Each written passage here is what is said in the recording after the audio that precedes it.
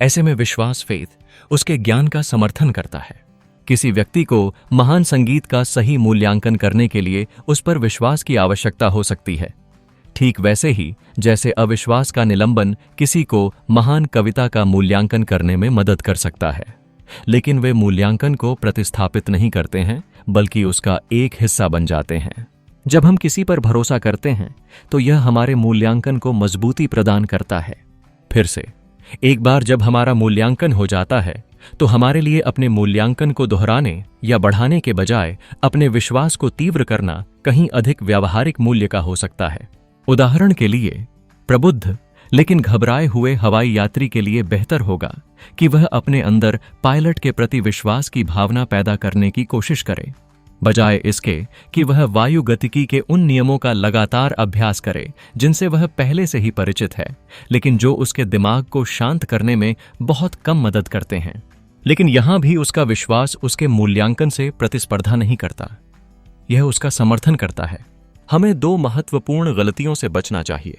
तो ये दो गलतियां इस प्रकार हैं जिनसे हमें बचना है। पहली गलती यह सोचने की गलती है कि हमारी सभी प्रतिबद्धताओं और विश्वासों को तर्क द्वारा समर्थित होना चाहिए, यदि उन्हें सम्मानजनक होना है, इस अर्थ में कि उनका मूल्य और सत्य निश्चित रूप से साबित या दिखाया जाना चाहिए और हमें स्वयं उनके लिए तर्क करने में सक्षम होना चाहिए। यह मानना है कि सभी विश्वासों को तर्क द्वारा समर्थित होना चाहिए ताकि वे सम्मानजनक माने जाएं।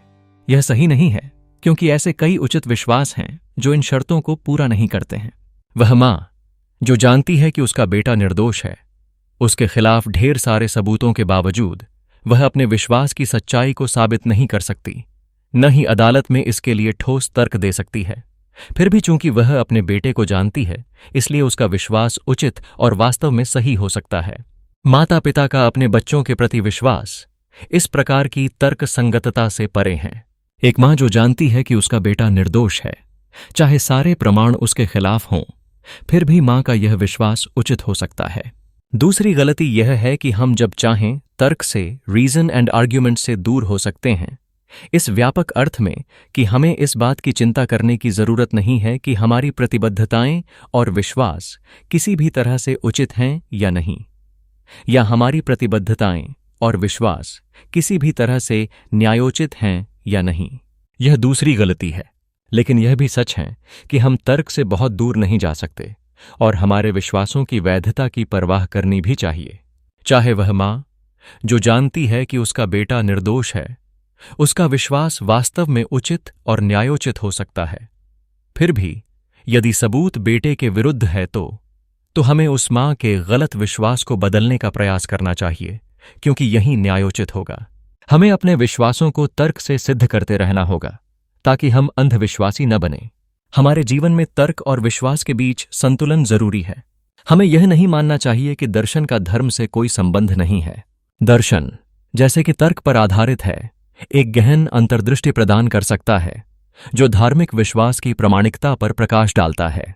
हर किसी के लिए तर्क संगत होना जरूरी नहीं है, लेकिन उचित होना आवश्यक है। यहां तक कि जो लोग धार्मिक विश्वास में तर्कहीनता का दावा करते हैं, उन्हें भी अपने अंधविश्वासों से सचेत रहना चाहिए।